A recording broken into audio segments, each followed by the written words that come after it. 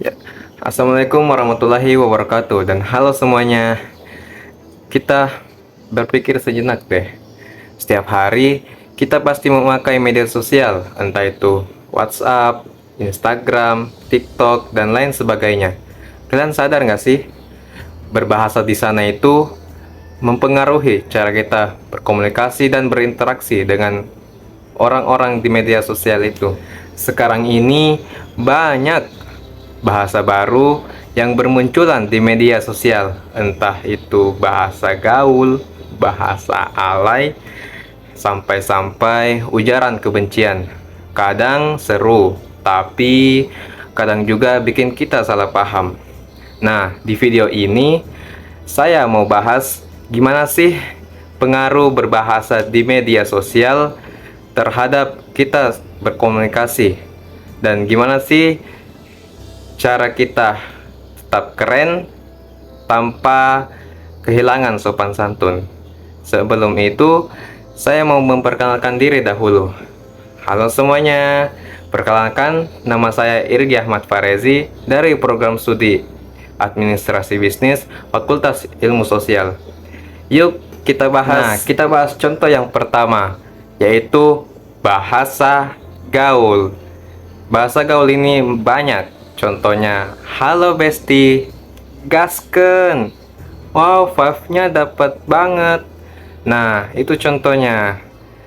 Ini bahasa gaul yang bikin kita keren dan kekinian.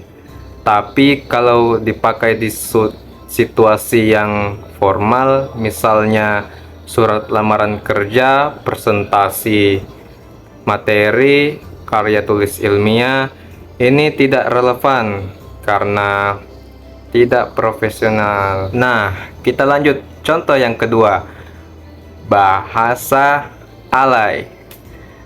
Contohnya yaitu seperti di sini dan juga di sini.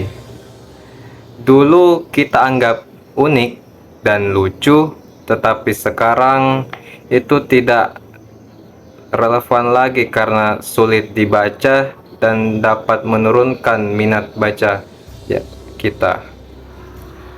Nah, jadi kita pindah tempat dulu karena tadi ada gangguan. Jadi pembahasan kita yang ketiga yaitu ujaran kebencian. Ini pembahasan yang serius dan bisa berakibat fatal karena biasa kita jumpai di dalam kolom komentar. Misalnya ada orang yang berbeda pendapat langsung dihina, dicaci maki, dan berbagai hal negatif lainnya.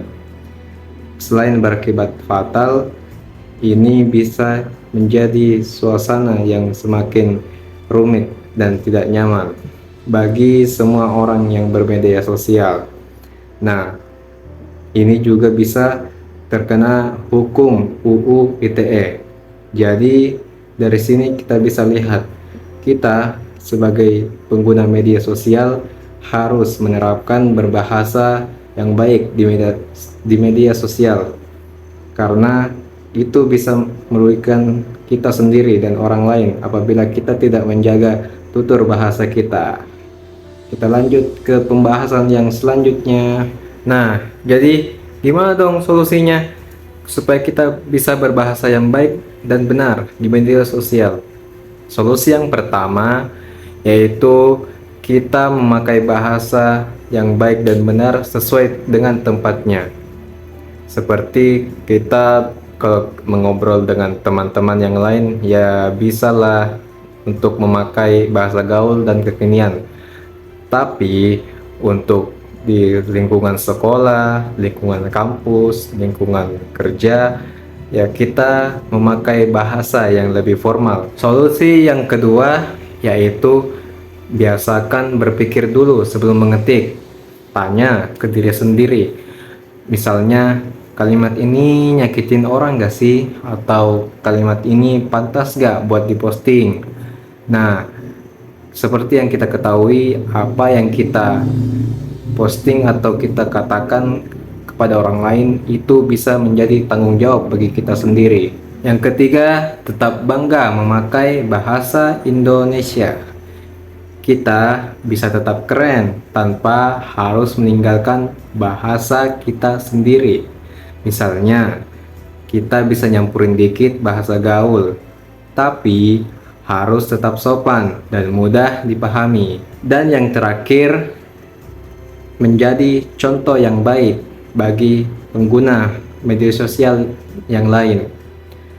Dimulai dari hal yang kecil dulu, seperti menulis caption dengan ejaan yang benar, tidak nyebarin konten negatif, tidak nyebarin komentar-komentar negatif, dan menghargai pendapat orang lain. Kesimpulannya, bahasa di media sosial itu punya dua sisi. Pertama, bisa menjadikan komunikasi lebih hidup dan seru.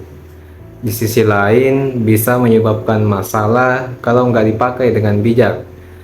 Jadi, sebagai pengguna media sosial, kita harus menjaga bahasa kita di dunia digital, seperti berbahasa sopan, berbahasa yang baik dan benar, tidak menyebarkan komentar negatif, karena apa yang kita ucapkan di media sosial itu mencerminkan diri kita sendiri. Mulai sekarang, yuk pakai bahasa yang baik, sopan, tapi tetap seru. Ingat, bijak berbahasa, bijak bermedia sosial. Dan itu saja pembahasan materi dari saya mengenai bahasa yang baik di media sosial. Kurang dan lebihnya mohon dimaafkan. Wabillahi taufiq wal hidayah. Wassalamualaikum warahmatullahi wabarakatuh. Dadah semuanya.